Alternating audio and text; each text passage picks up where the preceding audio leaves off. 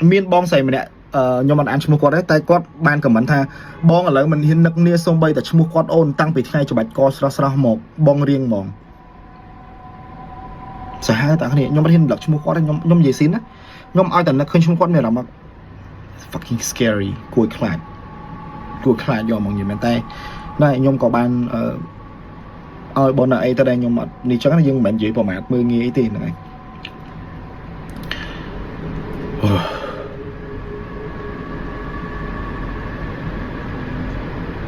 có thà buôn phèm này cha tự có đó hai ta lợi dương tự đập nơi voi đờ khang kia nhau mà con đang tại này trong đang thà kia chụp ấy đây ôi bông ơi nhung khạc khăng á không nhiều sập nó có vẽ rồi bùa cái hôm là việc bay á bay sầu tuần nó là việc phát hoi cho phát rồi ai không nhiều sập nó có xưa nhung tháng mệt bằng nhung cho chẳng đăng hưởng quạt mẹ hay em thảo tê nhưng mà ban chẳng đăng tê nhưng còn tạ an bây khơi ở bài phao in chẳng nhưng còn tạ an rồi nhưng mà ban chạy đăng hưởng ấy tê đo lên nhưng tơ nhưng sâm tô nhưng vậy chẳng á hay nhưng thoại lực cho công thoại công quạt trên thanh mặt đăng ấy tê nhưng sâm tô nhưng mà mình chẳng đăng hưởng ấy tê là bây hai tới bàn hái sẽ và khởi lại nhưng giờ sập khởi pre hay cả nhung vậy ta ôi bột thoa và sang chui nhưng phong nhưng mà chẳng đăng hưởng ấy bọc quạt tê nhưng còn tạ an tê bột thoa và sang. You see that ta thấy lượt sáng này wow mà tôi xông thoại ở bên cái sao ta can ở lần bình nhiên đã chia chắc xây đường này phong nhưng mà mình nồng nòng thà ở đây thì có thay dừng lực ở dọc đã xây đường con bàn và hàng nào cho cái này ý là khi này bán đấy nè nhầm gì mẹ nó xây hướng đi hạt bán đấy nè nhom gì xin cho một ngay để nhom bàn ăn bọt năng lực tìm muối á ngay từ bốn nhom ăn pe là nghịch pe ngày nữa hay chụp lại cứ nhom cho sập do mong nhom cho sập đại rương sẽ tông cho mùi nâng cái lại nâng do mong nhom gì mẹ á nhom gì thoáng do mong nhom gì một phượng nhom gì mẹ hay ngày nông phong đây còn miên pre mình bao nhom mà nè ban cho còn mình phong đây sẽ tông cho mùi nâng bánh hai đường đây nữa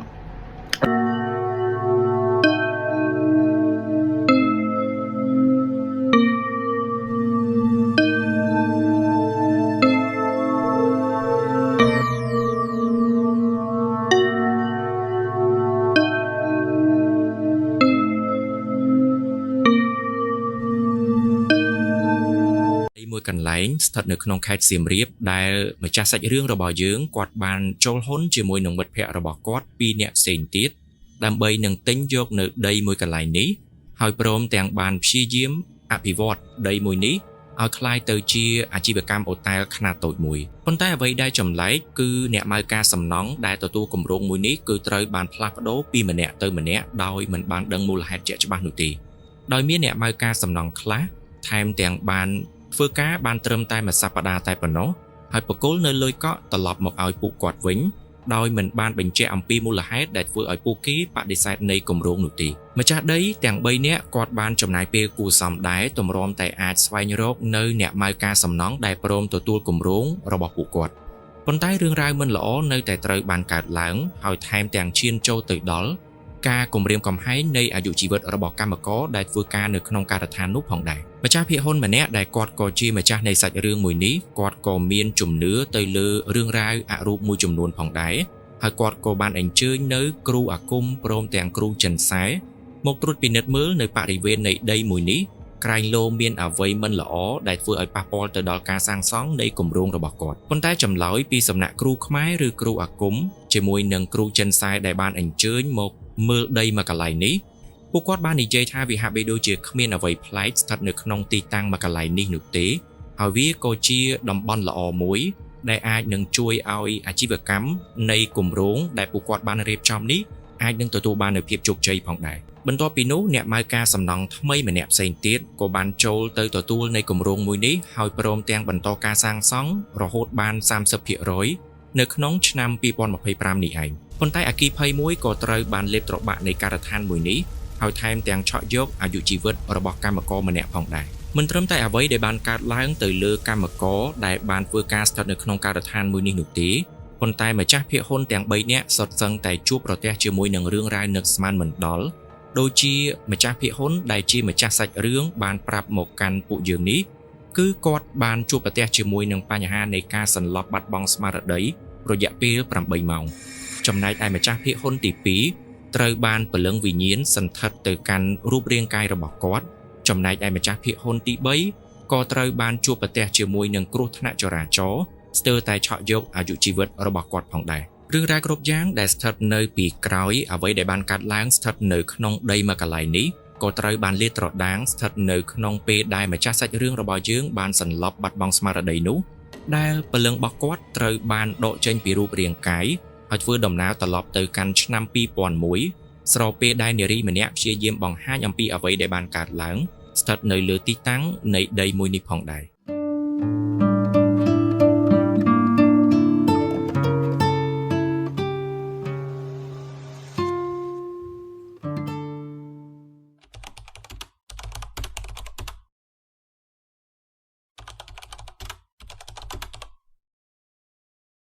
ស្វាគមន៍អ្នកទាំងអស់គ្នាមកកាន់ Special Episode នៅចុងខែតុលានេះ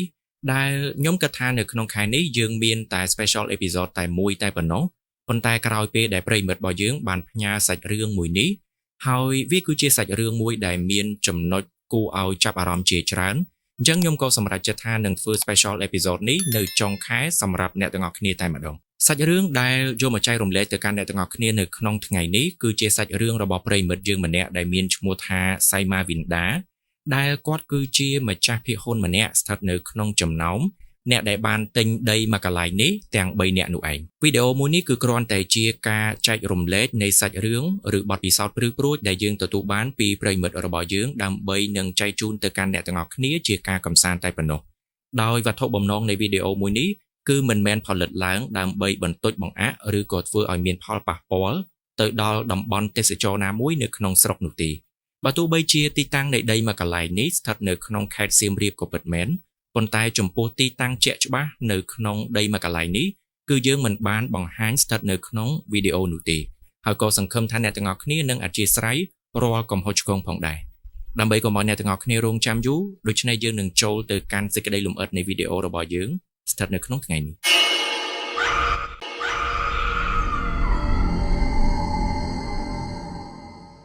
វិនដាជាមួយនឹងមិត្តភ័ក្តិរបស់គាត់គឺជាអ្នកដែលឧស្សាហ៍ឡើងចុះភ្នំពេញទៅសៀមរាបពីសៀមរាបមកភ្នំពេញអញ្ចឹងគាត់ក៏បានប្រទះឃើញនៅដីមួយកន្លែងដែលវាគឺជាទីតាំងនៃដីភូមិមិនមែនជាដីដែលស្ថិតនៅជាប់នឹងផ្លូវធំ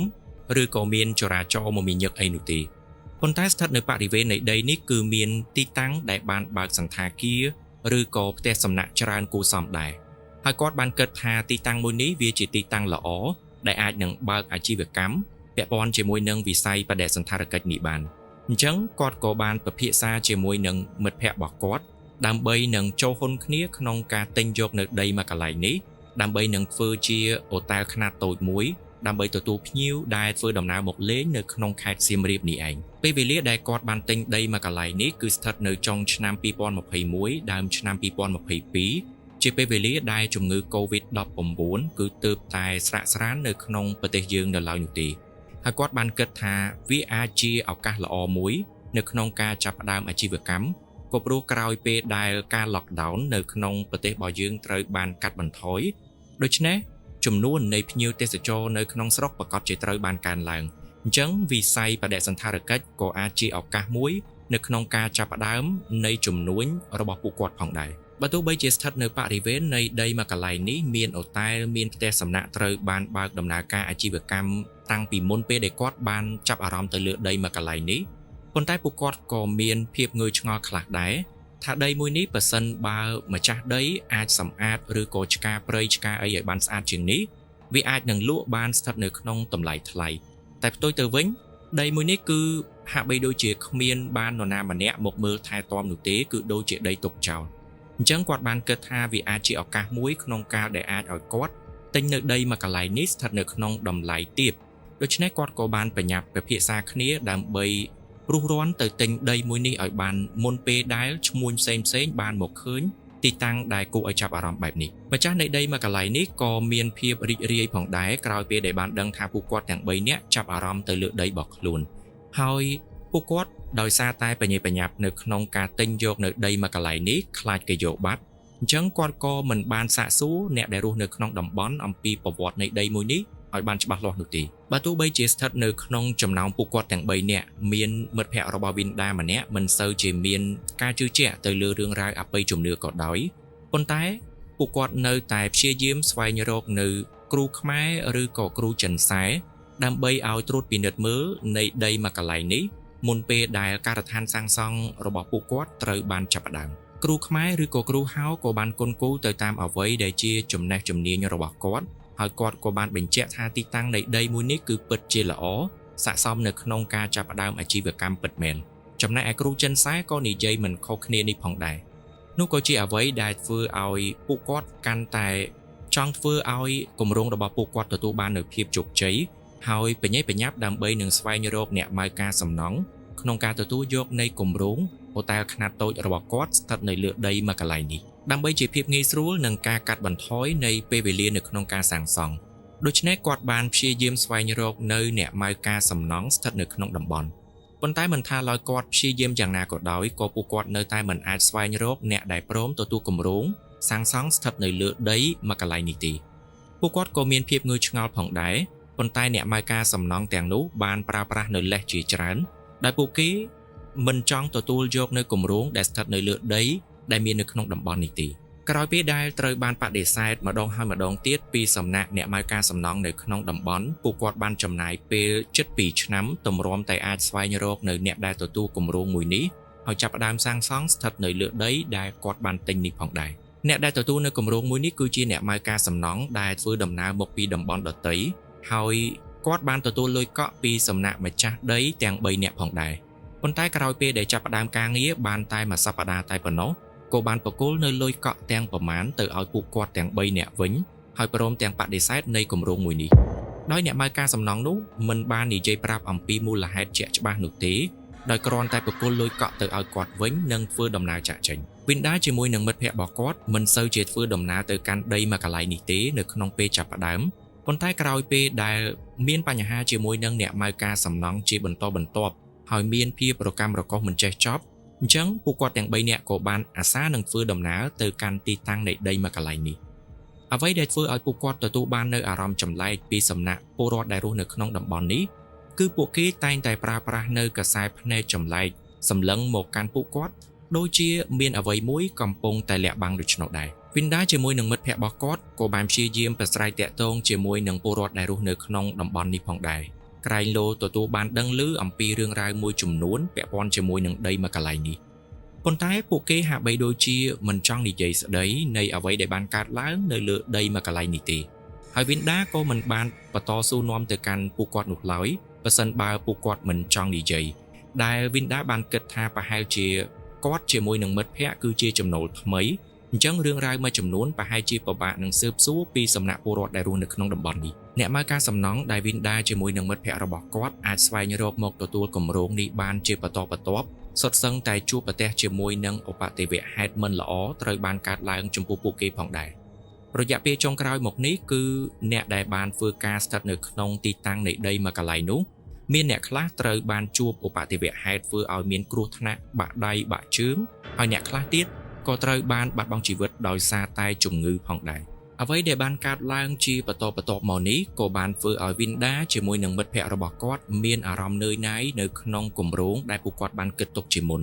ដោយសារតែវាមានរឿងរកាំរកុសមិនចេះចប់ក្រោយពេលដែលពួកគាត់បានព្យាយាមសាងសង់នៅសំណង់ស្ថិតនៅលើដីមួយកន្លែងនេះមានរឿងរកាំរកុសមិនចេះចប់ក្រោយពេលដែលពួកគាត់បានព្យាយាមសាងសង់នៅសំណង់ស្ថិតនៅលើដីមួយកន្លែងនេះដើមឡើយគម្រោងមួយនេះគឺត្រូវចំណាយពេល1ឆ្នាំកន្លះទៅ2ឆ្នាំតែប៉ុណ្ណោះដើម្បីបញ្ចប់នៃការសាងសង់ហើយចាប់ផ្ដើមអាជីវកម្មប៉ុន្តែវាត្រូវបានពន្យាពេលម្ដងហើយម្ដងទៀតរហូតដល់ឆ្នាំ2025ទើបការសាងសង់មួយនេះត្រូវបានចាប់ផ្ដើមសារជាថ្មីក្រោយពេលដែលបានរៀបចំពិធីពីសំណាក់គ្រូមួយចំនួនរួមទាំងព្រះសង្ឃដែលបានទៅប្រោះព្រំស្ថិតនៅលើដីមួយកន្លែងនេះការសាងសង់នៅក្នុងឆ្នាំ2025ក៏ត្រូវបានចាប់ផ្ដើមហើយមិនមានបញ្ហារកាំរកុសដូចជាពេលចាប់ផ្ដើមនោះទេដែលការសាងសង់មួយនេះត្រូវបានបន្តរហូតដល់ទៅ30% នៃគម្រោង ប៉ុន្តែរឿងរ៉ាវអាក្រក់ក៏ត្រូវបានកើតឡើងទីតាំងនៃការដ្ឋានមួយនេះត្រូវបានលេបត្របាក់ពីអគ្គិភ័យដែលធ្វើឲ្យពលរដ្ឋនៅក្នុងតំបន់មានការភ្ញាក់ផ្អើលយ៉ាងខ្លាំង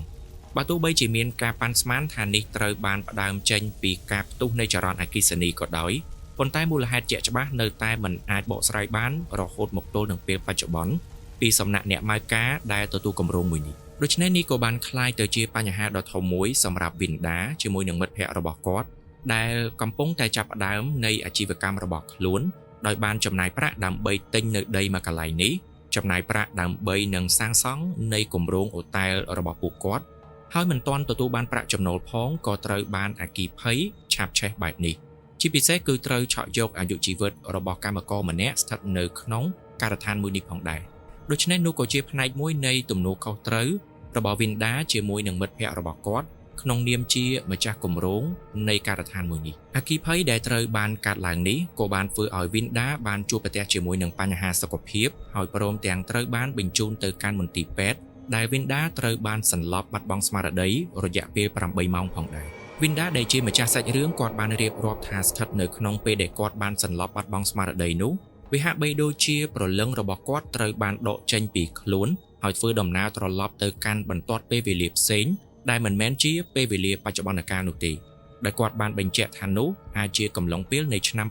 2001ដែលគាត់បានឃើញអំពីរឿងរ៉ាវចម្រូងចម្រាសពាក់ព័ន្ធជាមួយនឹងគ្រួសារមួយដែលត្រូវបានជឿជាក់ថាគឺជាម្ចាស់ដីដែលគាត់បានទិញនេះឯងគ្រួសារមួយនេះគឺជាគ្រួសារស្ដុកស្ដំមួយស្ថិតនៅក្នុងតំបន់ប៉ុន្តែពួកគេមិនមែនជាគ្រួសារដែលរស់នៅលើដីដែល Vinda បានទិញជាមួយនឹងមិត្តភ័ក្តិរបស់គាត់នោះទេកូនប្រុសច្បងនៃគ្រួសារមួយនេះក៏បានរៀបការប្រពន្ធជាមួយនឹងនារីដែលស្ថិតនៅក្នុងគ្រួសារក្រីក្រប៉ុន្តែម្ដាយឪពុកនៃគ្រួសារមួយនេះក៏មិនបានរើសអើងទៅកាន់កូនប្រសាររបស់ខ្លួននោះឡើយដោយកូនប្រសារស្រីដំបងឬក៏កូនប្រសារស្រីច្បងនៅក្នុងគ្រួសារមួយនេះមានឈ្មោះថាបុប្ផាក្នុងនាមជាកូនស្រីម្នាក់ដែលកើតនៅក្នុងគ្រួសារក្រីក្រហើយត្រូវបានការចូលទៅរស់នៅក្នុងគ្រួសារអ្នកមានស្ដុកស្ដំបែបនេះបុប្ផាគាត់តែងតែព្យាយាមធ្វើនៅអ្វីៗគ្រប់យ៉ាងដើម្បីបំពេញតម្រូវការរបស់ម្ដាយក្មេកជាមួយនឹងសាច់ថ្លៃផងដែរហើយនោះក៏ជាអ្វីដែលធ្វើឲ្យម្ដាយក្មេករបស់បុប្ផាមានការពេញចិត្តខ្លះដែរបើទោះបីជាមិនខ្លាំងណាស់ណាក៏អាចចាត់ទុកបុប្ផាជាកូនប្រសារច្បងម្នាក់នៅក្នុងគ្រួសាររបស់គាត់បើទោះបីជាបុប្ផាត្រូវបានការមកពីគ្រួសារដែលមានវណ្ណៈទាបជាងខ្លួនក៏ដោយមិនយូរប៉ុន្មានកូនប្រុសទី2នៃគ្រួសារមួយនេះក៏បានរៀបចំពិធីមង្គលការជាមួយនឹងកូនស្រីដែលមានវណ្ណៈប្រហាក់ប្រហែលជាមួយនឹងគ្រួសាររបស់ខ្លួនតួនាទីជាកូនប្រសារសំណប់ចិត្តរបស់ម្ដាយក្មេកក៏បានធ្លាក់ទៅលើកូនប្រសារទី2ដែលទើបតែការចូលមកនេះផងដែរដោយសារតែនាងគឺជាកូនស្រីដែលត្រូវបានធ្វើដំណើរមកពីគ្រួសារដែលមានវណ្ណៈស្ដុកស្ដំហើយអាចគប់ចិត្តម្ដាយក្មេកដែលមានវណ្ណៈនឹងការរស់នៅប្រហាក់ប្រហែលគ្នានោះឯងប៉ុន្តែកូនប្រសារទី2នេះបានការចូលទៅក្នុងគ្រួសារមិនទាន់បានប៉ុន្មានផងម្ដាយក្មេកក៏ត្រូវបានធ្លាក់ខ្លួនឈឺហើយអ្នកដែលទទួលរ៉ាប់រងនៃការមើលថែទាំទៅកាន់ម្ដាយក្មេកនេះគឺជាវត្តមានរបស់បុប្ផាដែលមិនមែនជាកូនប្រសារស្រីសំណប់ចិត្តរបស់គាត់នោះទេនៅក្នុងពេលដែលអាការៈជំងឺរបស់គាត់កំពុងតែមានស្ថានភាពធ្ងន់ធ្ងរបុប្ផាបានព្យាយាមចំណាយពេលវេលាចំណាយកម្លាំងកាយចិត្តរបស់គាត់គ្រប់យ៉ាងក្នុងនាមជាកូនប្រសារស្រីដើម្បីមើលថែទាំម្ដាយក្មេកនោះក៏បានធ្វើឲ្យម្ដាយក្មេកបានសន្យាជាមួយនឹងបុប្ផាថាដីមួយកន្លែងស្ថិតនៅឯតំបន់ដែល Vinda បានទិញនេះគាត់នឹងបកគលទៅឲ្យបុប្ផាជាផ្នែកមួយនៃកេរមរតកសម្រាប់ការមើលថែទាំគាត់នៅក្នុងពេលដែលគាត់ធ្លាក់ខ្លួនឈឺនេះផងដែរបុប្ផាក្រោយពេលដែលបានស្ដាប់ឮម្ដាយក្មេករបស់ខ្លួនសន្យាបែបនេះនាងពិតជាមានអារម្មណ៍រីករាយយ៉ាងខ្លាំងហើយព្រមទាំងយកវាទៅនិយាយប្រាប់ប្តីរបស់ខ្លួនផងដែរក៏ព្រោះដោយសារតែពួកគេក៏មិនមែនជាអ្នកដែលមានមុខរបរធំដុំអីនោះឡើយដោយប្រសិនបើពួកគេទទួលបាននៅដីមួយកន្លែងនេះវាក៏អាចជួយឲ្យជីវភាពនៃគ្រួសាររបស់បុប្ផាជាមួយនឹងប្តីអាចនឹងសំប្រកបជាងនេះផងដែរឬក៏អាចនឹងសាងសង់ផ្ទះស្ថិតនៅលើដីមួយនោះដោយចាក់ចែងពីការរស់នៅជាមួយនឹងគ្រួសារនៃខាងសាច់ថ្លៃរបស់ខ្លួននោះឯងប៉ុន្តែស្ថិតនៅកំឡុងពេលនៃឆ្នាំ2001ក្រោយពេលដែលអាការៈនៃជំងឺម្ដាយក្មេកនេះត្រូវបានធូរស្បើយហើយគប់ជួនជាមួយនឹងការយកចិត្តទុកដាក់គប់ចិត្តពីសំណាក់កូនប្រសារទី2នោះក៏បានធ្វើឲ្យគាត់បានភ្លេចនៅអ្វីដែលបុប្ផាបានមើលថែទាំទៅកាន់គាត់រួមទាំងពាក្យសន្យាដែលគាត់បាននិយាយជាមួយនឹងបុប្ផាផងដែរមិនយូរប៉ុន្មាន គាត់ក៏បានផ្ទេរកម្មសិទ្ធិនៃដីមួយនោះទៅឲ្យកូនប្រសារទី2ដែលធ្វើឲ្យបុប្ផាបានផ្ទុះកំហឹងយ៉ាងខ្លាំងពាក់ព័ន្ធជាមួយនឹងរឿងរ៉ាវទាំងនេះបុប្ផាក៏បានយកវាទៅរៀបរាប់ប្រាប់ប្តីរបស់ខ្លួនផងដែរប៉ុន្តែបើទោះបីជាប្តីរបស់បុប្ផាគឺជាកូនប្រុសច្បងនៅក្នុងគ្រួសារប៉ុន្តែដោយសារតែប្រភពចំណូលរួមជាមួយនឹងការរកស៊ីផ្គត់ផ្គង់គ្រួសារគឺត្រូវស្ថិតនៅក្រោមការគ្រប់គ្រងរបស់ប្អូនទី2រួមជាមួយនឹងប្រពន្ធរបស់គេអញ្ចឹងកូនប្រុសច្បងនៃគ្រួសារមួយនេះគឺពិតជាមិនអាចហើបមាត់និយាយពាក់ព័ន្ធជាមួយនឹងអ្វីដែលម្ដាយរបស់ខ្លួនបានសន្យានោះទេបុប្ផាក្នុងនាមជាកូនប្រសារម្នាក់ដែលត្រូវបានម្ដាយក្មេកនិយាយកុហកបែបនេះហើយយកអ្វីដែលធ្លាប់បានសន្យាប្រគល់ទៅឲ្យអ្នកដទៃនោះក៏បានធ្វើឲ្យបុប្ផាសម្រេចចិត្តថានឹងបញ្ចប់ជីវិតរបស់ខ្លួនស្ថិតនៅលើទីតាំងនៃដីដែលម្ដាយក្មេករបស់គាត់បានសន្យានោះផងដែរនៅក្នុងពេលដែលបុប្ផាបានបញ្ចប់ជីវិតស្ថិតនៅលើដីមួយនោះហើយនៅដង្ហើមចុងក្រោយរបស់គាត់បុប្ផាបានយករបស់ខ្លួនគូវាសស្ថិតនៅលើដីមួយកន្លែងនេះជាសញ្ញាជើងក្អែក8ទិសហើយបានសច្ចាថាបើទោះបីជាយ៉ាងណាក៏ដោយសូមឲ្យប្រលឹងវិញ្ញាណរបស់ខ្លួននៅឃុំក្រងនៃដីមួយកន្លែងនេះមិនអាចអនុញ្ញាតឲ្យនរណាម្នាក់ធ្វើជាម្ចាស់នៃដីមួយកន្លែងនេះនោះទេអ្នកភូមិដែលបានឃើញអំពីសាកសពរបស់បុប្ផាក៏បានប្រាប់ទៅកាន់គ្រួសាររួមជាមួយនឹងប្តីរបស់បុប្ផាដែលពួកគេពិតជាមានការតក់ស្លុតយ៉ាងខ្លាំងក៏ព្រោះដោយសារតែបុប្ផាមិនត្រឹមតែបាត់បង់ជីវិតនោះទេប៉ុន្តែនាងក៏មានកូននៅក្នុងផ្ទៃផងដែរពាក្យចចាមអារាមក៏ត្រូវបាននិយាយពីមាត់មួយទៅមាត់មួយថាប្រលឹងវិញ្ញាណរបស់បុប្ផាប្រកាសជានៅឃុំក្រងទីតាំងនៃដីមួយកន្លែងនេះក៏ព្រោះដោយសារតែប្រលឹងវិញ្ញាណរបស់បុប្ផាមិនមែនជាប្រលឹងវិញ្ញាណធម្មតានោះទេដោយសារតែសាកសពរបស់នាងត្រូវបានបាត់បង់ជីវិតជាមួយនឹងកូននៅក្នុងផ្ទៃដូច្នេះប្រលឹងវិញ្ញាណរបស់បុប្ផានឹងคล้ายទៅជាព្រាយក្រឡាភ្លើងនោះឯងម្ដាយក្មេកនៃគ្រួសារមួយនេះមិនព្រមបោះបង់ចោលរឿងរ៉ាវទាំងនេះដោយងាយៗនោះទេដោយតាមរយៈពាក្យចចាមអារាមដែលត្រូវបាននិយាយពីមាត់មួយទៅមាត់មួយគាត់ក៏សម្រេចចិត្តថានឹងអញ្ជើញនៅគ្រូអាគមដែលមានធម្មពលមានអំណាចគ្រប់គ្រាន់ក្នុងការសង្កត់វិញ្ញាណរបស់បុប្ផាស្ថិតនៅលើដីមួយកន្លែងនេះផងដែរហើយតាមរយៈអ្វីដែលវិនដាបានរៀបរាប់ថាសាកសពរបស់បុប្ផាគឺត្រូវបានកប់ស្ថិតនៅក្នុងដីមួយកន្លែងនេះឯងអ្នកភូមិដែលស្ថិតនៅក្នុងតំបន់នេះសុទ្ធសឹងតែបានដឹងឮអំពីរឿងរ៉ាវរបស់បុប្ផាដោយប្រសិនបើឧបទ្ទវហេតុដែលធ្វើឲ្យស្ត្រីមានផ្ទៃពោះត្រូវបានបាត់បង់ជីវិតនោះនាងនឹងคล้ายទៅជាព្រាយក្រឡាភ្លើងប៉ុន្តែចំពោះករណីរបស់បុប្ផានេះគឺអាចនឹងគុណនឹង2ក៏ព្រោះដោយសារតែកំហឹងរបស់នាងរួមជាមួយនឹងការបាត់បង់ជីវិតរបស់បុប្ផាមិនមែនជាឧបទ្ទវហេតុនោះទេប៉ុន្តែគឺជាការឆក់យកអាយុជីវិតខ្លួនឯងដោយផ្ទាល់ដើម្បីនឹងបង្កើតទៅជាភ្លើងគំនុំក្នុងការឃុំក្រងនៃដីមួយកន្លែងនេះដូច្នេះនោះក៏បានធ្វើឲ្យពលរដ្ឋដែលរស់នៅក្នុងតំបន់មានភាពភ័យខ្លាចហើយតែងតែដាក់ចេកឬក៏សំណែនមួយចំនួននៅទីតាំងនៃដីមួយនេះដែលមានអ្នកខ្លះថែមទាំងបានសុំលេខឆ្នោតឬក៏សុំសំណាងផ្សេងពីបុប្ផាដែលជាពលឹងវិញ្ញាណឃុំក្រងដីផងដែរ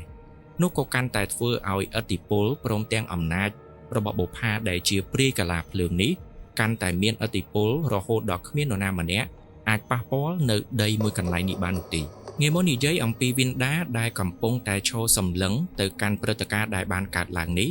វិនដាគាត់បាននិយាយថាអ្នកដែលបាននាំគាត់ត្រឡប់មកកាន់ពេលវេលានៃឆ្នាំ2001នោះគឺជាវត្តមានរបស់បុប្ផានេះឯងដែលបុប្ផាកំពុងតែស្ថិតនៅក្នុងសម្លៀកបំពាក់នៃរ៉ូបកេងយប់ពណ៌ក្រហមរួមជាមួយនឹងស្បែកជើងពណ៌ក្រហមពាក់បូពណ៌ក្រហមហើយមានក្រចកពណ៌ក្រហមផងដែរប៉ុន្តែស្ថានភាពនៃរូបរាងរបស់បុប្ផាគឺមិនបានធ្វើឲ្យវិនដាមានអារម្មណ៍ភ័យខ្លាចអ្វីនោះទេក៏ព្រោះដោយសារតែពលឹងវិញ្ញាណមួយនេះគឺគ្រាន់តែចង់ប្រាប់អំពីអ្វីដែលបានកើតឡើងស្ថិតនៅក្នុងទីតាំងនៃដីមួយកន្លែងនេះតែប៉ុណ្ណោះក្រោយពេលដែលពិធីសង្កត់វិញ្ញាណបុប្ផាត្រូវបានបញ្ចប់មិនបានប៉ុន្មានផងនោះម្ដាយក្មេកជាមួយនឹងកូនប្រសារទី2នៃគ្រួសារមួយនេះក៏បានបើកហាងបាយស្ថិតនៅលើទីតាំងនៃដីដែលបានកប់សាកសពរបស់បុប្ផាផងដែរនេះក៏ព្រោះដោយសារតែគាត់ជឿជាក់ទៅលើពិធីអាគមនៃគ្រូដែលគាត់បានអញ្ជើញមកនោះវាអាចមានអំណាចមានភាពស័ក្តិសិទ្ធិក្នុងការឃុំក្រងនៃប្រលឹងព្រាយក្រឡាភ្លើងដូចជាបុប្ផានោះឯងប៉ុន្តែគ្រប់យ៉ាងមិនដូចជាអ្វីដែលគាត់បានគិតនោះទេអគិភ័យត្រូវបានលេបត្របាក់នៃហាងបាយរបស់គាត់ហើយម្ដាយក្មេកនៃគ្រួសារមួយនេះក៏ត្រូវបានបាត់បង់ជីវិតនៅក្នុងអគិភ័យមួយនោះផងដែរចាប់តាំងពីអ្វីដែលបានកើតឡើងហើយឆក់យកអាយុជីវិតម្ដាយក្មេកនៃគ្រួសារមួយនេះ សមាជិកគ្រួសារដទៃមិនដែលមាននរណាម្នាក់ធ្វើដំណើរមកកាន់ដីមួយនេះសាជាថ្មីនោះទេហើយវាក៏ជាមូលហេតុដែលធ្វើឲ្យដីមួយនេះត្រូវបានទុកចោលដោយជាគ្មានម្ចាស់គ្រប់គ្រងដូច្នោះដែររហូតដល់ពេលដែលដីមួយនេះត្រូវបានលក់ទៅឲ្យម្ចាស់ជាបន្តបន្ទាប់និងធ្លាក់ចូលមកក្នុងដៃរបស់វិនដាជាមួយនឹងមិត្តភ័ក្តិរបស់គាត់នោះឯងក្រោយពេលដែលបានភ្ញាក់ស្មារតីមកវិញហើយមានសុខភាពត្រឡប់មកសភាពដើមវិនដាក៏បានពិភាក្សាជាមួយនឹងមិត្តភ័ក្តិរបស់ខ្លួនសាជាថ្មីដោយចង់រៀបចំពិធីឧទ្ទិសកុសលទៅឲ្យបុប្ផាដែលត្រូវបានឃុំគ្រងស្ថិតនៅលើដីមួយកន្លែងនោះឯងប៉ុន្តែបើទោះបីជាពិធីមួយនេះត្រូវបានរៀបចំយ៉ាងណាក៏ដោយក៏វិញ្ញាណរបស់បុប្ផាដែលស្ថិតនៅលើដីមិនព្រមទទួលនោះទេនៅក្នុងពេលដែលពិធីមិនទាន់ត្រូវបានបញ្ចប់ផងនោះម្ចាស់ភាគហ៊ុនម្នាក់ក៏ស្រាប់តែត្រូវបានប្រលឹងវិញ្ញាណរបស់បុប្ផាធ្វើការគ្រប់គ្រងទៅលើរូបរាងកាយរបស់គាត់អ្នកដែលត្រូវបានប្រលឹងវិញ្ញាណរបស់បុប្ផាបានគ្រប់គ្រងនោះក៏បានបង្ហាញអំពីអត្តចរិតដ៏គួរឲ្យខ្លាចហើយព្រមទាំងនិយាយចង្អុលមុខទៅកាន់អ្នកគ្រប់គ្នាដែលស្ថិតនៅទីនោះថាប្រសិនបើមាននរណាម្នាក់ហ៊ានយកដីអញនឹងកាត់យកអ្នកនោះទាំងអស់ផងដែរបន្ទាប់ពីនោះម្ចាស់ភាគហ៊ុនម្នាក់ដែលគាត់ជាអ្នកដែលមិនសូវជាមានការជឿជាក់ទៅលើរឿងរ៉ាវអបិយជំនឿដោយមានការមួម៉ៅជាមួយនឹងការចំណាយប្រាក់ទៅលើដីមួយនេះហើយមិនទាន់ទទួលបានផលផងរួមជាមួយនឹងរឿងរ៉ាវរកាំរកុសមិនចេះចប់ហើយឥឡូវនេះគឺមកជួបប្រទះជាមួយនឹងរឿងរ៉ាវនៃពលឹងវិញ្ញាណសន្ធិដ្ឋអីទៀតនោះគាត់ក៏បាននិយាយគំរាមកំហែងទៅកាន់ពលឹងរបស់បុប្ផាដែលកំពុងតែគ្រប់គ្រងរូបរាងកាយមិត្តភ័ក្តិរបស់គាត់ថាបើសិនបើខ្លាំងគួរតែចាក់ចេញពីដីមួយនេះមុនពេលដែលគាត់ស្វែងរកនៅគ្រូអាគមដែលពូកែសង្កត់ប្រលឹងវិញ្ញាណរបស់បុប្ផាសាជាថ្មីនិយាយបានត្រឹមនេះរូបរាងកាយមិត្តភ័ក្តិរបស់គាត់ក៏បានទន់ដៃទន់ជើងដែលមានន័យថាប្រលឹងវិញ្ញាណរបស់បុប្ផាបានធ្វើដំណើរចាក់ចេញហើយចាប់តាំងពីពេលនោះមកក៏មិនបានបង្ហាញនៃរឿងរ៉ាវបែបនេះសាជាថ្មីនោះទេដែលធ្វើឲ្យវិនដាជាមួយនឹងមិត្តភ័ក្តិរបស់គាត់ទាំងពីរនាក់បានគិតថាការរៀបចំពិធីរបស់ពួកគាត់អាចនឹងទទួលបានភាពជោគជ័យហើយបុប្ផាក៏មិនមករញ៉េរញ៉ៃស្ថិតនៅក្នុងទីតាំងនៃដីមួយកន្លែងនេះបន្តទៅទៀតនោះទេតែនោះក៏គ្រាន់តែជាការប៉ាន់ស្មានរបស់ពួកគាត់ទាំង3នាក់តែប៉ុណ្ណោះតែផ្ទុយទៅវិញអ្នកដែលត្រូវទទួលរងនៅការគំរាមកំហែងស្ទើរតែឆក់យកអាយុជីវិតបានគឺជាវត្តមានរបស់ម្ចាស់ភាគហ៊ុនដែលបានប្រកែកតវ៉ាជាមួយនឹងវិញ្ញាណរបស់បុប្ផានោះឯងនៅក្នុងពេលមួយម្ចាស់ភាគហ៊ុននេះបានធ្វើដំណើរត្រឡប់ពីសៀមរាបមកកាន់ភ្នំពេញវិញគាត់បានជួបប្រទះជាមួយនឹងឧបទ្ទវហេតុកលាប់រថយន្តដែលធ្វើឲ្យគាត់ត្រូវបានបញ្ជូនទៅកាន់បន្ទប់សង្គ្រោះបន្ទាន់ហើយក្រោយពេលដែលបានភ្ញាក់ស្មារតីមកវិញម្ចាស់ភាគហ៊ុនម្នាក់នេះបាននិយាយប្រាប់ទៅកាន់វិនដាជាមួយនឹងមិត្តភ័ក្តិដទៃថាគាត់ជឿជាក់ទៅលើរឿងរ៉ាវអបិយជំនឿហើយពេលនេះក៏ព្រោះដោយសារតែព្រឹត្តិការណ៍ដែលគាត់បានជួបនោះគឺគាត់បានឃើញវត្តមានរបស់នារីម្នាក់ស្លៀកឈុតក្រហមរត់ចូលមកក្នុងរថយន្តរបស់គាត់ដែលកំពុងតែធ្វើដំណើរនៅលើដងផ្លូវនេះគឺជាអ្វីដែលធ្វើឲ្យគាត់បានកាត់ចង្កូតរថយន្តហើយធ្វើឲ្យរថយន្តរបស់គាត់ត្រូវបានកលាប់និងជួបប្រទះជាមួយនឹងឧបទ្ទវហេតុមកទល់នឹងពេលបច្ចុប្បន្ននេះវិនដាបានរៀបរាប់ថាមិត្តភ័ក្តិរបស់គាត់នៅតែមានអារម្មណ៍ស្រាវឆ្អឹងខ្នងជាមួយនឹងព្រឹត្តិការណ៍ដែលបានកើតឡើងកាលពីកំឡុងពេលនោះផងដែរក្រោយពេលដែលការគំរាមកំហែងនៃអាយុជីវិតរបស់មិត្តភ័ក្តិគាត់ទៅហើយវិនដាជាមួយនឹងមិត្តភ័ក្តិម្នាក់ទៀតក៏បានសម្រេចចិត្តថានឹងវាយផ្លាកដាក់លក់ដីមួយកន្លែងនេះដោយមិនបានបន្តគម្រោងរបស់ពួកគាត់ជាសន្តាគារខ្នាតតូចអីបន្តទៅទៀតនោះទេរយៈពេល3ខែក្រោយមកទីតាំងនៃដីមួយកន្លែងនេះក៏ត្រូវបានទិញពីសំណាក់ឈ្មួញចិនម្នាក់ហើយឈ្មួញចិនម្នាក់នេះក៏ជាអ្នកដែលមិនមានជំនឿទៅលើរឿងរ៉ាវអបិយជំនឿផងដែរដោយវិនដាក៏បានរៀបរាប់អំពីអ្វីដែលបានកើតឡើងទៅលើដីនេះកាលពីពេលមុនប៉ុន្តែភាគីខាងអ្នកដែលទិញនៅដីមួយនេះជាថៅកែចិនគេបាននិយាយថាបើសិនបើដីមួយនេះវាមាននៅអ្វីដែលមិនគួរមានពិតមែនគេនឹងអញ្ជើញនៅគ្រូចិនខ្សែដែលប៉កែដើម្បីនឹងកម្ចាត់វិញ្ញាណមួយនេះចាក់ចេញពីដីដោយគេមានវិធីលើសពីគ្រូខ្មែរដែលអាចធ្វើទៅបានប៉ុន្តែមកទល់នឹងពេលបច្ចុប្បន្នវិនដាបាននិយាយថាតាមអ្វីដែលគាត់បានឮគឺជនជាតិចិនដែលជាថៅកែម្នាក់នោះត្រូវបានបាត់បង់ជីវិតដោយសារតែជំងឺគាំងបេះដូងស្ថិតនៅលើទីតាំងនៃដីមួយនេះផ្ទាល់ហើយមូលហេតុដ៏ពិតប្រាកដដែលធ្វើឲ្យគាត់ត្រូវបានបាត់បង់ជីវិតស្ថិតនៅក្នុងស្ថានភាពរឹងឆ្កឹលហើយមើលទៅគាត់ដូចជាភ័យខ្លាចនឹងរត់គេចពីអ្វីមួយនេះនៅតែមិនអាចបកស្រាយបានរហូតមកទល់នឹងពេលបច្ចុប្បន្នអ្នកភូមិដែលស្ថិតនៅក្នុងតំបន់នោះដែលចូលទៅជួយសែងសាកសពរបស់ថៅកែជនជាតិចិនម្នាក់នេះក៏បាននិយាយផងដែរថានៅក្នុងពេលដែលពួកគាត់បាន សែងសាកសពចេញមកផ្នែកខាងក្រៅគឺបានលឺសូរនៅសំឡេងសោចដែលជាសំឡេងរបស់មនុស្សស្រីដែលគ្រប់គ្នានៅតែជឿជាក់ថាព្រលឹងវិញ្ញាណរបស់បូផាគឺស្ថិតនៅឃុំក្រងនៃដីមួយនេះដដែលហើយគ្មានអ្វីមួយអាចកំចាត់ទៅលើព្រលឹងវិញ្ញាណរបស់បូផាបានឡើយនោះទេរហូតមកទល់នឹងពេលបច្ចុប្បន្នដីមួយកន្លែងនេះគឺនៅតែត្រូវបានទុកចោលដោយកាលមុនពេលដែលវិនដាជាមួយនឹងមិត្តភ័ក្តិរបស់គាត់បានទៅឃើញដីនេះដូច្នោះដែរដោយគ្មាននរណាម្នាក់ថែទាំឬសម្អាតដីមួយនេះនោះទេក៏ព្រោះតែវាមានរឿងរ៉ាវដែលស្ថិតនៅពីក្រោយដីមួយកន្លែងនេះឯងសាច់រឿងរបស់យើងក៏បានឈានចូលមកដល់ទីបញ្ចប់ហើយតាមរយៈសាច់រឿងមួយនេះយើងក៏បានឃើញអំពីចំណុចរំលងឬក៏ចន្លោះប្រហោងមួយដែលវិនដាជាមួយនឹងមិត្តភ័ក្តិរបស់គាត់មិនបានសាកសួរទៅកាន់ពលរដ្ឋដែលរស់នៅក្នុងតំបន់មួយនេះមុនពេលដែលទិញដីដែលមានបញ្ហានេះផងដែរដោយគាត់បានសាកសួរទៅកាន់អ្នកដែលរស់នៅក្នុងតំបន់ក្រោយពេលដែលបានទិញដីមួយនេះទៅហើយអញ្ចឹងអាចនិយាយបានថាវាយឺតពេលហើយមិត្តភ័ក្តិរបស់គាត់ម្នាក់ទៀតហ្នឹងក៏បានប្រមាថឬក៏ប្រើប្រាស់កំហឹងនិយាយទៅកាន់ពលឹងវិញ្ញាណដែលស្ទើរតែឆក់យកអាយុជីវិតរបស់គាត់ចំណែកថៅកែចិនម្នាក់នោះក៏មិនខុសគ្នាផងដែរគ្រប់យ៉ាងគឺកើតចេញពីការប្រមាថចំពោះអ្វីដែលយើងមើលនឹងភ្នែកទទេមិនឃើញហើយលទ្ធផលចុងក្រោយក៏ត្រូវជួបប្រទះជាមួយនឹងរឿងរ៉ាវដែលមិនគួរជួបបែបនេះ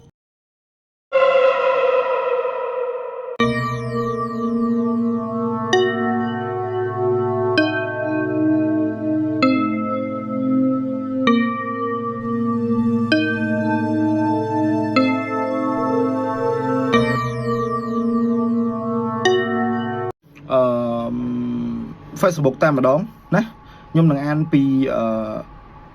account Facebook ខ្ញុំផ្ទាល់តែម្ដងដែលតាក់ទងជាមួយនឹងសាច់រឿងរបស់បងស្រីម្នាក់ដែលគាត់បានជួបរឿងរ៉ាវតាក់ទងជាមួយនឹងដីរបស់គាត់មួយកន្លែងខ្ញុំជឿថាអ្នកទាំងគ្នាប្រហែលជាធ្លាប់ស្គាល់ហើយធ្លាប់ដឹងធ្លាប់ឮជាមួយនឹងអត្ថបទមួយហ្នឹងដោយសារតែបងស្រីគាត់បានចែកម្លែកមកកម្មវិធីរបស់យើងដូចជាប្រហែលដងដែរហើយខ្ញុំក៏បាននិយាយដែរហើយតែគាត់ថាសាច់រឿងក្រោយនេះសាច់រឿងដែលគាត់ផ្ញើមកនេះគឺសាហាវខ្លាំងហើយសាច់រឿងមួយទៀតដែលគាត់បានបង្ហោះខ្លួនឯងណាបង្ហោះខ្លួនឯងដែលគាត់បងស្រីគាត់បង្ហោះនៅក្នុងអត្ថបទរបស់គាត់ហ្នឹងគឺថាលងសាហាវមែនតើយកមក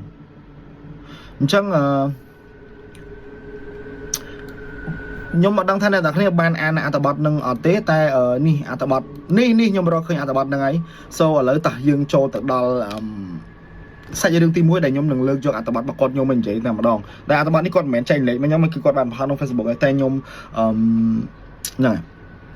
ហើយចូលទៅដល់សាច់រឿងហ្នឹងតែម្ដងហើយសូមកុំអាទោសផងព្រោះថាសាច់រឿងនេះនៅពេលដែលនិយាយទៅពេលដែលគាត់ផុសមកពេលគាត់បង្ហាញអីគឺមាន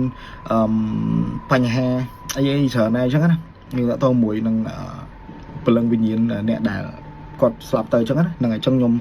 សូមកុំអាទោសសូមថ្វាយបុណ្យកុសលទៅកាន់ពលឹងវិញ្ញាណដែលជាចាស់សាច់រឿងនេះផងខ្ញុំអត់មានបំណងថានេះទេគាត់ថាយើងលើកយកដល់សាច់រឿងគាត់បានបង្ហាញមកអញ្ចឹងណាណាពីដល់គ្នាបានទេណាខ្ញុំនិយាយមែនណាខ្ញុំនិយាយមែនសាច់រឿងនេះអត់បានទេណាខ្ញុំនិយាយស៊ីមយកមកថ្ងៃដែលខ្ញុំបានអានអត្ថបទនឹងលើកទី1ថ្ងៃដំបូងខ្ញុំអានពេលល្ងាចពេលថ្ងៃហ្នឹងហើយយប់ឡើងគឺខ្ញុំយកសពយកហ្មងខ្ញុំយកសពដែលរឿងតាក់ទងជាមួយនឹងកន្លែងហ្នឹងយកហ្មងខ្ញុំនិយាយមែនណាខ្ញុំនិយាយត្រង់យកហ្មងខ្ញុំនិយាយមុខភ្លើងខ្ញុំនិយាយមែនហើយថ្ងៃនោះផងដែរក៏មានប្រិយមិត្តរបស់ខ្ញុំម្នាក់បានចូលខមមិនផងដែរតាក់ទងជាមួយនឹងបញ្ហារឿងដីនេះឥឡូវខ្ញុំចូលទៅដល់សាច់រឿងដំបូងរបស់ប្រិយមិត្តរបស់ខ្ញុំម្នាក់សិនចាំទៅនិយាយរឿងរបស់គាត់រឿងហ្នឹងតែម្ដងអួយសាច់រឿងនេះក៏ខ្ញុំសម្រាប់ចិត្តអ្នកតែគួរនិយាយរឿងវាក៏មិនគួរនិយាយតែបើជ្រុលថានិយាយក៏និយាយទៅណាតាំងពីទិញដីនៅខាងខេត្តសៀមរាបមកធ្វើគាត់ទិញយកទៅធ្វើសន្តាគារគាត់ថាគាត់មិនដើរយកសពឬមួយក៏ឃើញអមនុស្សអ្វីដែលនៅក្នុងទេស្រាប់តែម្សិលមិញហ្នឹងថ្ងៃដែលគាត់ប្រហោះហ្នឹងចាប់ពីថ្ងៃ5ហ្នឹងគាត់យកសពហាក់បីដូចជាដកព្រលឹងទៅឃើញហេតុការណ៍មួយផ្ទាល់អញ្ចឹងគឺដើមហេតុចង់និយាយថាបងស្រីម្ចាស់សាច់រឿងដែលគាត់បានបង្ហោះហ្នឹងគឺគាត់ត្រូវបានគេបញ្យល់សពម្ចាស់ដីដែលគេជាអ្នកថែរក្សាដីក្នុងបច្ចុប្បន្នហ្នឹងម្ចាស់ដីដែលថែរក្សាដីបច្ចុប្បន្នហ្នឹងគឺបានមកបញ្យល់សពបងស្រីឈ្មោះម៉ាវិនដាហ្នឹងឲ្យឃើញទស្សនវិជ្ជាដែលបានកើតឡើងចំពោះគាត់ក៏ដូចជាគ្រួសាររបស់គាត់ក៏ដូចជាប្រវត្តិដីហ្នឹងច្បាស់តែម្ដងហើយបើដូចជាflashback នៅសាច់រឿងដែលហេតុការណ៍ដែលបានកើតឡើងពីដើមមកអញ្ចឹងហ្នឹងហើយគាត់ថាកាលពីដើមឡើយកាលពីឆ្នាំ2001 នៅកន្លែងដីហ្នឹងគឺមានគ្រួសារគាត់រស់នៅក្នុងធម្មតាទេហើយក៏មានកូនភាសាស្រីម្នាក់ដែលគាត់ស្រឡាញ់ចង់បានដីហ្នឹងហើយក៏ម៉ែក្មេងហ្នឹងគាត់បានសន្យាថានឹងចែកដីហ្នឹងទៅឲ្យកូនភាសាហ្នឹងកូនភាសាស្រីហ្នឹងហើយស្រាប់មកក៏ម៉ែក្មេងហ្នឹងគាត់មិនដឹងតែគិតអីគាត់ក៏បានបែងចែកអាដីហ្នឹងយកទៅឲ្យកូនភាសាផ្សេងវិញទៀតទើបធ្វើឲ្យកូនភាសាដំបងដែលគាត់គិតថានឹងបានដីនឹងហើយកូនភាសាទី1ហ្នឹងគាត់អន់ចិត្តគាត់ខឹងគាត់អន់ចិត្តទៅនឹងម្ដាយក្មេករបស់គាត់មែនតើមិនគួរណាផ្លាស់ប្ដូរចិត្តហើយនិយាយបាតដៃក្នុងដៃមានថាធម្មតាតែគ្នារបស់ដែលយើងស្រឡាញ់របស់យើងចង់បានអីដល់ពេលចន្លងគេឲ្យយើងវិញយើងខកចិត្តខ្លាំងណាស់ហើយក៏គាត់បានខឹងជាមួយនឹងម្ដាយរបស់ក្មេករបស់គាត់នឹងខ្លាំងមែនតើហើយអីដែលសំខាន់ណាគឺម្ដាយក្មេកហ្នឹងបានទៅបើកហាងបាយលក្ខណៈធំមួយទៅឲ្យកូនភាសាស្រីម្នាក់ទៀតដែលថាជាកូនភាសាស្រីផ្សេងមួយទៀតដែលគាត់ដកដីពីកូនទី1យកទៅឲ្យហ្នឹងហើយទៅធ្វើឲ្យកូនភាសាទី1ហ្នឹងដំបូងគេហ្នឹងគឺគាត់ខឹងខ្លាំងមែនតើយកមកគាត់និយាយថាដូចប្រឈឺគាត់ដូចមានអារម្មណ៍ថាដូចចង់ឈ្នះគាត់ចង់ប្រឈឺគាត់ឲ្យគាត់ឈឺចាប់យកហ្មងស្រាប់តែកូនភាសាទី1ហ្នឹងបងស្រីដែលថា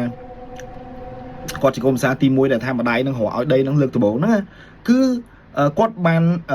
ធ្វើអតិឃាតដោយខ្លួនឯងតែម្ដងគាត់បានសម្លាប់ខ្លួននៅលើនៅខ្ញុំមិនដឹងថានៅណាទេតែគាត់បានសម្លាប់ខ្លួនដោយគាត់បានយកដៃរបស់គាត់ហ្នឹងគាត់អាឈាមហើយយកឈាមហ្នឹងសរសេរអក្សរ8ទិសគឺគាត់បានសរសេរថាគ្មាននរណាប៉ះពាល់ដីអញបានទេគ្រប់ជាតិ shit សាហាវណាស់តើគ្នាគឺគាត់នឹងក្រុមឃុំក្រងនៅទីតាំងដីនឹងយកមកហើយបន្ទាប់មកគាត់ក៏បានស្លាប់បាត់បង់ជីវិតទាំងតែដោយសារតែគាត់បានធ្វើអតិថិខ្លួនឯងអញ្ចឹងណាអ្នកគ្នាហើយអីដែលសំខាន់ណាគឺម្ដាយក្មេងរបស់គាត់គឺចិត្តកដេថៃទៀតអ្នកគ្នានិយាយអស់ទៅហ្មងគឺគាត់បានទៅមិនត្រឹមតែមិនអាណិតកូនភាសាដែលនេះហើយទេគឺថែមទាំងទៅធ្វើអំពើបាបណាធ្វើចឹងបាបគឺគាត់បានទៅប្រើគ្រូឲ្យគេមកសង្កត់វិញ្ញាណកូនភាសារបស់គាត់នឹងនៅខាងក្រោមដីនឹងយកមកស្ដាប់មកគឺពិតជាអណោចធម៌មែនតើខ្ញុំនិយាយមែនដែលវាហុកហេតុបាទទៅបងឡើយមិនឲ្យដីគាត់ក៏មិនឲ្យចោះតែហេតុអីក៏ពេលដែលគាត់ស្លាប់ហើយហ្នឹងមិនក៏មិនធ្វើបុណ្យបញ្ជូនកសលឲ្យគាត់ទៅសុំកម្មាទោសពីគាត់ទៅសុំមហោសកម្មពីគាត់ទៅហេតុអីគាត់ទៅចងពៀជាមួយគាត់រហូតដល់ទៅប្រើគ្រូឲ្យមកសង្កត់វិញ្ញាណគាត់ទៀតគឺសាហាវមែនតើហ្នឹងគឺគាត់ជាធម្មតាមិនដឹងថាអាហ្នឹងកម្មពីរបស់មនុស្សអ្នកសាងខ្លួនឯងយើងអាចទៅនេះបាននិយាយទៅគឺគាត់បានឃុំក្រងវិញ្ញាណកូនភាសាស្រីដំបងដែលគាត់បានស្លាប់នឹងឯងហើយបានសកប់នៅពីក្រោមដីហ្នឹងហើយរកស៊ីពីលើគាត់នឹងយកមករកស៊ីពីលើវិញ្ញាណព្រលឹងគាត់ដែលកប់នឹងក្រោមដីនឹងក្រោមផ្ទះនឹងយកមកដែលធ្វើឲ្យព្រលឹងវិញ្ញាណរបស់កូនភាសាទី1ហ្នឹងគាត់ខឹងខ្លាំងមែនតើគាត់ខឹងខ្លាំងគាត់ចង់អាឃាតគាត់ចង់ពៀខ្លាំងមែនតើហើយអ្វីដែលសំខាន់ពេលដែលគាត់បានស្លាប់ហ្នឹងគឺថែមទាំងមានផ្ទៃពោះ4ខែទៀតអ្នកគ្នាអីដែលសំខាន់នៅពេលដែលមុនគាត់ស្លាប់ហ្នឹងគាត់បានស្លៀកឈុតក្រហមកញ្ចក់ក្រហមស្លៀកពាក់ស្លៀកស្បែកជើងពណ៌ក្រហមបូពណ៌ក្រហមនិយាយទៅតាមអីដែលខ្ញុំដឹងខ្ញុំឮមកពីមុនមកគេធ្លាប់និយាយអ្នកណាម្នាក់បើសិនជាចង់ពៀជាមួយនឹងនរណាគេម្នាក់ទៀតដែលតាមផ្លូវក្នុងអញ្ចឹង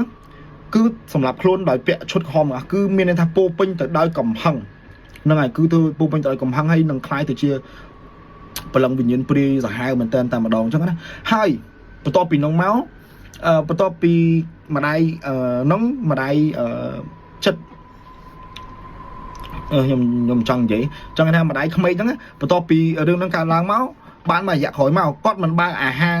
លក់បាយលក់អីហ្នឹងស្រាប់តែហាងបាយរបស់ម្ដាយក្មេកហ្នឹងគឺត្រូវបានភ្លើងឆេះសន្ធោសន្ធៅតែម្ដងហើយអ្វីដែលកាន់តែគួរឲ្យរន្ធត់ជាងនឹងទៅទៀតនោះតើអ្នកដឹងមិនគឺម្ដាយក្មេកហ្នឹងម្ដាយក្មេកដែលថាមានចិត្តមិនល្អហ្នឹងគឺគាត់បានស្លាប់បាត់បង់ជីវិតនៅក្នុងដីហ្នឹងតែម្ដងនៅក្នុងអាទឹកដីដែលកន្លែងគាត់រស់ស៊ីនឹងខ្លួនឯងតែម្ដងរហូតទៅដល់មានរឿងរ៉ាវអីអស់ហ្នឹងហើយដីហ្នឹងក៏គេត្រូវបានគេដាក់លក់ចោលហ្នឹងទៅហើយទិញអីក៏មិនដែលបានផលបានអីដែរគឺទិញឲ្យទុកចោលរហូតមកដល់ឆ្នាំ2022នេះទើបបងស្រីមកវិនដាហ្នឹងគឺគាត់បានឃើញដីហ្នឹងស្អាតលក់តម្លៃសមរម្យគាត់ក៏ចាប់អារម្មណ៍ថាចង់ទិញដីហ្នឹងដើម្បីមកធ្វើជាសន្តាគារមួយនៅខាងខេត្តសៀមរាបព្រោះគាត់មានក្តីបំណងក្តីសម័យមួយថាគាត់នឹងយកសន្តាគារមួយហ្នឹងយកដីមួយហ្នឹងមកធ្វើជាសន្តាគារចង់មានសន្តាគារមួយកន្លែងនៅសៀមរាបចង់អីចេះហ្នឹងហើយចង់មានសន្តាគារមួយនៅសៀមរាបសម្រាប់ពេលដែលគាត់ទៅលេងតែអីមានកន្លែងខ្លួនឯងគេងឬមួយក៏ណាថាមួយវាជា business របស់គាត់មួយទៀតចឹងណាប្រាក់ចំណូលរបស់គាត់មកផ្នែកយូរហ្នឹងទៅពេលដែលគេរៀបចំសាងសង់ការដ្ឋានកន្លែង đây bà con nó tại khi đang mà chật cứ tay tèm chụp ở rương ra để cua khai chỉ tràn mình tên vô mình tha bọc cái lực rương mới có anh này phương can là năng tế tay tèm trơ ban phần lớn vì nhiên con mà ra ti muối nó cứ quát ham mình ao phơi đại hạt vô mà cứ quát bờ miên cứ sập bẹp dạng mình tha kêu khai mình tha chân sai phơi với tao cứ phần lớn vì nhiên con nó cứ mình prom ở phơi chỉ đại hạt rồi từ đó rồi dạ pe pi năm để quát phi diêm sang ti tăng lại nữa mình đo ปัจจุบัน cứ đang tam mình chụp chảy hai pe khai miên chiêng khaiกับปงแต่phơiรถtranh piการทานนั่งกับmiên ខ្លះ បាក់ ដៃ ខ្លះ បាក់ ជើង ហើយ មាន ពេល ខ្លះ ទៀត រហូត ដល់ ធ្វើ ពិធី ចរចា ដើម្បី សុំ ឲ្យ ចេញ ពី ជាង នឹង ក៏ មាន ពេល ខ្លះ និយាយ ទៅ គឺ ច្រើន មែនតើ ហើយ អ្នក ដែល ចូល ហ៊ុន ជាមួយ នឹង បង ស្រី ម្ចាស់ សាច់រឿង ហ្នឹង ក៏ ត្រូវ បាន ព្រលឹង វិញ្ញាណ ម្ចាស់ ដី ហ្នឹង បាន ចូល សន្ធិដ្ឋ នៅ ក្នុង ខ្លួន ហើយ វា ថា រត់ ចូល ក្នុង ឡាន ណា សឹង តែ កន្លប់ ឡាន ស្លាប់ ក៏ មាន ដែរ និយាយ ទៅ គឺ សាហាវ មែនតើ ហើយ នឹងយប់ដែលគាត់បានយល់សំគឺគាត់បានយល់សពច្បាស់មែនតែនតែម្ដងគឺដូចហេតុការណ៍អីដែលគាត់បានរៀបរាប់កាលពីឆ្នាំ 2001 នឹងអញ្ចឹងហើយគឺគាត់បានចង់និយាយថាពេលដែលគាត់ស្លាប់នោះគឺគាត់បានបង្ហូរឈាម 8 ទិសហើយការដែលបង្ហូរឈាម 8 ទិសហ្នឹងគឺមូលហេតុគឺដោយសារតែទិសរបស់យើងមិនមាន 8 ទៅហើយជឿមែនថាពេលដែលគាត់ស្លាប់ទៅគាត់ចង់ទៅណាក៏បានដែរគាត់ចង់ទៅខាងទិសណាក៏បានដែរវាអញ្ចឹងពីចាអាហ្នឹងខ្ញុំមិនដឹងថានេះមែនអាហ្នឹងផ្លូវងឹតផ្លូវអីខ្ញុំសូវជាច្បាស់អីប្រហែលដែរទេខ្ញុំហ៊ាននិយាយឡើងហ្នឹងដែរទេហើយក៏មានអ្នកភូមិអ្នកអីគេមកបានសន់សុំឆ្នោតសុំអីពីគាត់ដែរវាទៅគឺមានគេគោរពបូជាគាត់ដែរហើយក៏មានអ្នកខ្លះអត់នេះទៅសែនអីសែនអីទៅក៏ត្រូវឆ្នោតត្រូវអីរបស់គេមែនហ្នឹងណាគេបារមីរបស់គាត់ហ្នឹងកាន់តែខ្លាំងទៅហើយគាត់ថាឥឡូវបច្ចុប្បន្នហ្នឹងវិញ្ញាណដែលជាកូនភាសាទី1ហ្នឹងគឺបានខ្លាយទៅជាព្រាយក្បាល 8 សាហាវតើគ្នាហើយអូខ្ញុំអត់ចង់និយាយឈ្មោះរបស់គាត់ទេនិយាយទៅគឺឲ្យតែនិយាយឈ្មោះហ្នឹងមានអារម្មណ៍ថាអត់អារម្មណ៍មួយដែលថាអត់ safe នៅក្នុងចិត្តហ្មងមានអារម្មណ៍ថាដូចមិនទេចឹងខ្ញុំសុំអត់និយាយឈ្មោះគាត់ទេគាត់ហ្នឹងហើយខ្ញុំនិយាយតែប៉ុណ្្នឹងទេហើយនឹងគាត់ស្លៀកឈុតក្រហមកញ្ចក់ក្រហមស្បែកជើងក្រហមបោក្រហមហ្នឹងហើយតែគេនឹងមកយត់គាត់ថាបងស្រីមកវិណាគាត់បានបញ្ជាក់ទៀតថាសន្តាគារដែលគាត់ព្យាយាមសាងសង់ហ្នឹងណាគាត់ពេលហ្នឹងគាត់ធ្វើបាន 30% ពី2025នេះប៉ុន្តែឆេះគឺត្រូវបានឆេះសន្តាគារហ្នឹងយកមកឆេះដោយអត់មូលហេតុហ្នឹងហើយនិយាយទៅគឺឆេះហ្នឹងលក្ខណៈថាគាត់ចូលទៅវាថាជាងចូលធ្វើរៀបចំតពន់ភ្លើងពន់អីហើយប៉ុន្តែវាឆេះវាទៅគឺឆេះពេញនឹងយកហ្មងតែធ្វើអត់កើតក៏ទៅរកគ្រូរកអីហ្នឹងទៅគ្រូប្រាប់ថាអូយធ្វើអត់បានទេនឹងគេឲ្យធ្វើទេគឺគេពមៀនអីបើសិនជាហ៊ានធ្វើទៀតគេនឹងយកទាំងពូជតែម្ដងគេនឹងយកទាំងពូជតែម្ដងអ្វីដែលគាត់និយាយអញ្ចឹងហ្នឹងហើយអ្វីដែលគ្រូនឹងបាននិយាយគាត់ក៏សម្រេចចិត្តវាយសន្តាគារនឹងចោលហើយក៏បានដាក់ដីនឹងលក់វិញអញ្ចឹងទៅហើយនេះគ្រាន់តែជាបទពិសោធន៍របស់គាត់មួយនៅពេលដែលទិញដីថោកហើយប្រញាប់លក់អីសូមស៊ើបមើលប្រវត្តិផងកុំឲ្យជួបរឿងរ៉ាវដូចជាគាត់ហើយបន្តមកតាគ្នានឹងមកចឹងគាត់ថាតាំងពីនោះមកគាត់អាសាបានជួបព្រលឹងវិញ្ញាណកូនប្រសាស្រីហ្នឹងអាសាចេញមកឲ្យគាត់ឃើញហើយថែមទាំងហ្នឹងហើយនិយាយទៅអាសាឲ្យគាត់ឃើញនឹងយកមកឲ្យថែមនឹងបញ្ចូលសពទៀតហើយតើនេះដឹងមកចាត់នេះ2ម៉ោងមុនបងស្រីមកវិណាគាត់បានសេះថើនឹងឡើងមកវិញតើនឹងមកចាត់គាត់ថាមានប្រតិកម្ម2ដែលគេចង់ចាប់អារម្មណ៍ចង់ថតរឿងហ្នឹងជាខ្សែភាពយន្តតែអ្នកដែលហ៊ុនជាមួយគាត់ចូលសាច់រឿងហ្នឹងគឺឥឡូវកំពុងតែរងគ្រោះថ្នាក់ចរាចរណ៍បាត់បង់ជីវិតម្នាក់ឯងទើបគាត់សុំស្ងាត់សិនអូសាហាវមែនតើអញ្ចឹងរឿងរ៉ាវនេះគឺពិតជាសាហាវមែនតើខ្ញុំទទួលបានមកពីបងស្រីមកវិនដាដែលគាត់បានចែកម្លែកមកណាហើយអូយទៅគឺពិតជាគួរខ្លាចហ្នឹងហើយបងមកវិនដាគាត់បានចែកម្លែករឿងហ្នឹងមកខ្ញុំដែរនេះហើយមានមួយទៀតបងស្រីមកវិនដាទើបតែ share 1ម៉ោងមុនអានេះគឺគាត់បានយកពីនេះយកពីផុសមួយរបស់គាត់អ្នកផុសមកដូចគ្នាចាំតិចខ្ញុំចាយដល់គ្នាស្ដាប់ហើយអ្នកដែល comment នេះមានបងស្រីម្នាក់ខ្ញុំមិនអានឈ្មោះគាត់ទេតែគាត់បាន comment ថាបងឥឡូវមិនហ៊ាននឹកនាសូម្បីតែឈ្មោះគាត់អូនតាំងពីថ្ងៃច្បាច់កស្រស់មកបងរៀងហ្មងសាហាវតាគ្នាខ្ញុំមិនហ៊ានដឹកឈ្មោះគាត់ទេខ្ញុំនិយាយស៊ីនណាខ្ញុំឲ្យតែនឹកឃើញឈ្មោះគាត់មានអារម្មណ៍ fucking scary គួរខ្លាចយកហ្មងនិយាយមែនតែណែខ្ញុំក៏បានឲ្យបងអីទៅដែរខ្ញុំអត់នេះចឹងយើងមិនមែននិយាយប្រមាថមើលងាយអីទេហ្នឹងហើយ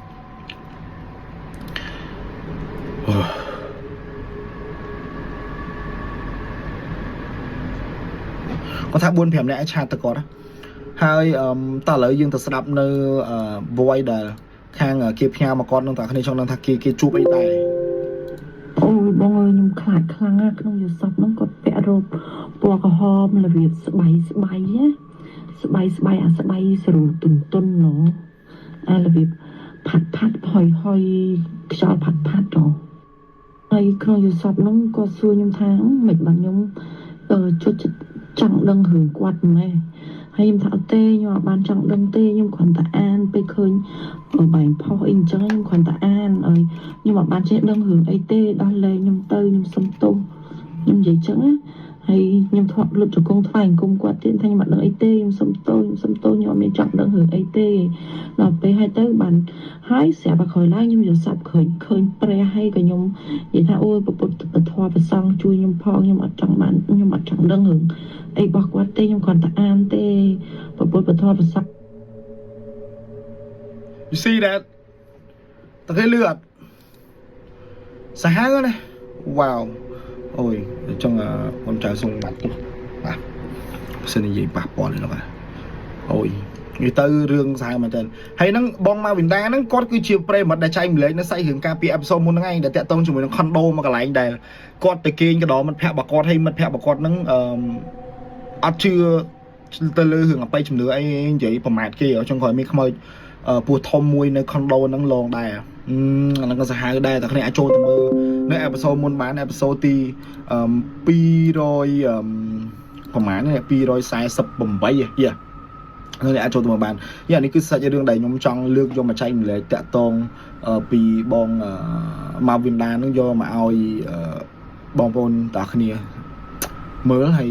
នឹងស្ដាប់ហើយនិយាយទៅគឺថាពិតជាគួរខ្លាចមែនតើ